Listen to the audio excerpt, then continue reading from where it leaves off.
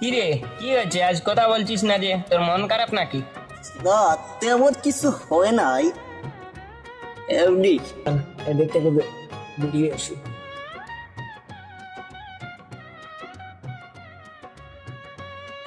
কিরে, তোর অবস্থাটা কি? আছি মোটামুটি, তেমন ভালো না। চল এই জায়গাতে বসি।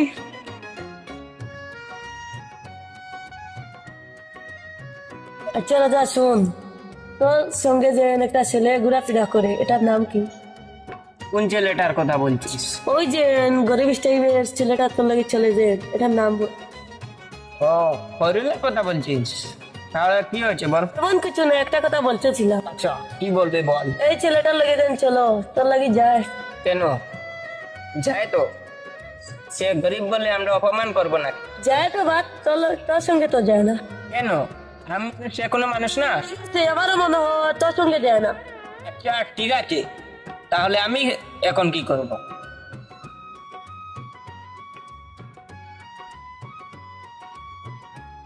এরে যা, এরে যা, এরে যা, আমার কথাটা শুন। এরে যা, আমার বই আমার কথাবার্তা শুনছে নাকি? নিশ্চয় কিছু গড়বড় আছে, যার জন্য আমার কথাই শুনতেছে। এরে আমার কথা শুন, তোর কি হয়েছে? আমার কথাবার্তা কিছুই শুনস না, কি হয়েছে এটা কি? কথা শুন, তুই আজ তোকে আমার সঙ্গে চলবে না, আমি তোর সঙ্গে চলবো না। তা হয়েছেটা কি? আমার সঙ্গে তুই কোথাও বলবি না, আবার বলছিস কোনোদিন বলবো না। কারণটা কি বলতো? আর তো বলছি কথা বলবো না, ছোট লোক কথা। বন্ধু তোকে বিশ্বাস করেছিলাম আমি,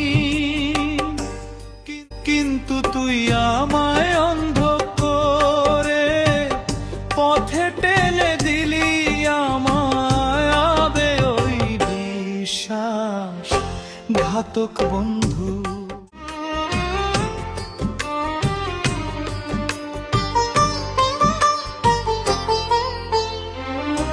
তোর মতো বন্ধু থাকাছে না থাকা অনেক ভালো ছিল আমায়।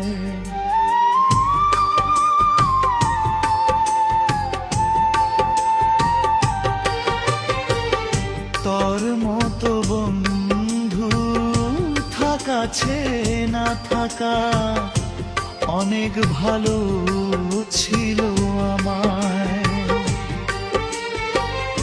আবে ওই বিশ্বাস ঘাতক বন্ধু, বিশ্বাস ঘাতক বন্ধু। আবে ওই বিশ্বাস ঘাতক বন্ধু, আবে ওই বন্ধু।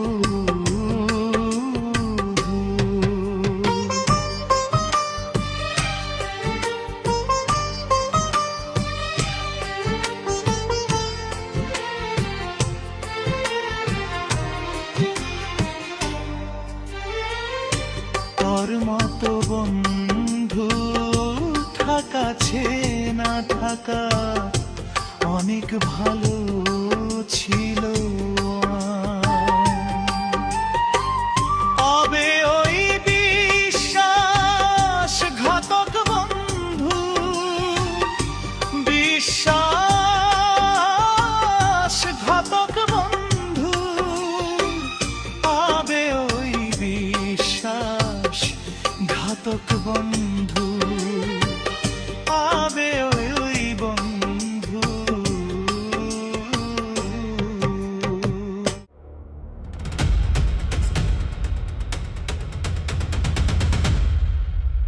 ভাই,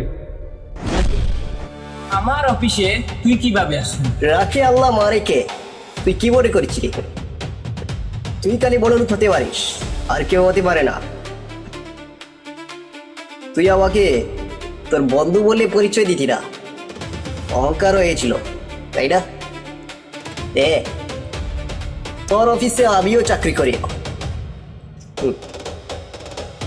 এখন তো তোর আর আমার লেভেল সমান। তুই এখানে কি করিস? তাহলে তুই শুনবি কি করে আসলো আমি তোর জায়গা?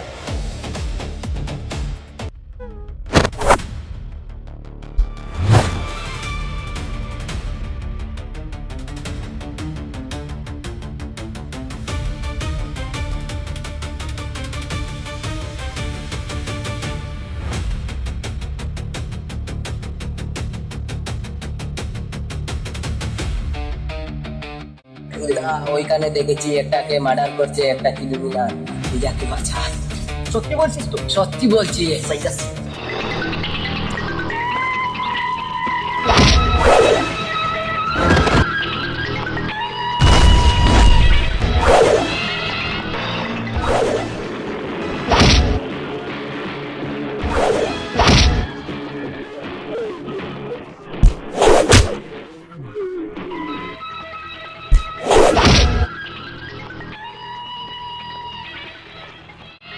ভাই এ ভাই,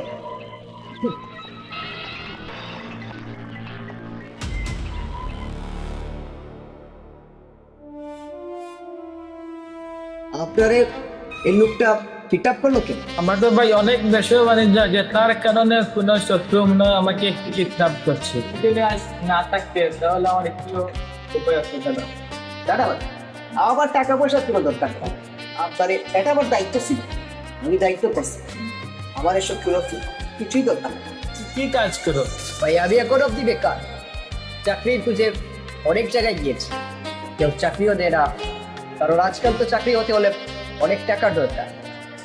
আমার তো মধ্যবিত্ত পরিবার, আমার কেমন টাকাও নেই, তার জন্য বেকার, চাকরি কেউ দেয় না। আর কি তোমার কোনো টেনশন নেই, আমার অফিসে আমি তোমাকে একটা দিব, থাকতে অনেক সব দেখি ভাই, আপনার এই কথা শুনে আমি অনেক খুশি হয়েছি। তার জন্য আমি অনেক আপনার তবে এই লোকটা বাঁচানোর পর আমাকে ওই লোকটা চাকরি দিয়েছিল, যেটা তোর অফিসে, আর সেটাই হলো তোর অফিসের বস। এখন বন্ধু, প্রতিদিন তোমার আমার দেখা হবে। রুক বন্ধু, আমার কি হলো? প্লিজ বন্ধু, তুই আমাকে ক্ষমা করে দে। আমি তোকে নিজের ভাইয়ের মতন ভাবছিলাম, কিন্তু ওই সাজিদের কারণে তোকে আমাকে ভুলে যেতে হলো। ওই শালাটাকে আমি যেখানেই পাবো মেরেই ফেলবো, কারণ আমার কাছ থেকে তোকে দূর করে নিয়েছে। ওই শালাটাকেই আমি মারব। বন্ধু তুই আমাকে প্লিজ ক্ষমা করে দে। প্লিজ বন্ধু, তুই আমাকে ক্ষমা করে দে। আমার মনে অত অহংকার এসেছিল আমি জানি না, কিন্তু ওই সাজিদের কারণে আমরা দুদিন আগের মতো মিল হয়ে যাই। প্লিজ বন্ধু। ঠিক আছে বন্ধু, তোকে আমি আগের মতো আপন ভাবিয়ে নিলাম, কিন্তু তুই আমাকে আর তো ঠকাবি না। না রে বন্ধু, তোকে আর তো গাবো না। ওই সাজিদের কারণেই তোকে আমি বুঝেছিলাম, মাফ করে দে। ঠিক আছে, চল আই দুজনে মিলে কফি খাই, বহুত দিন হয়েছে। ঠিক আছে বন্ধু, চল।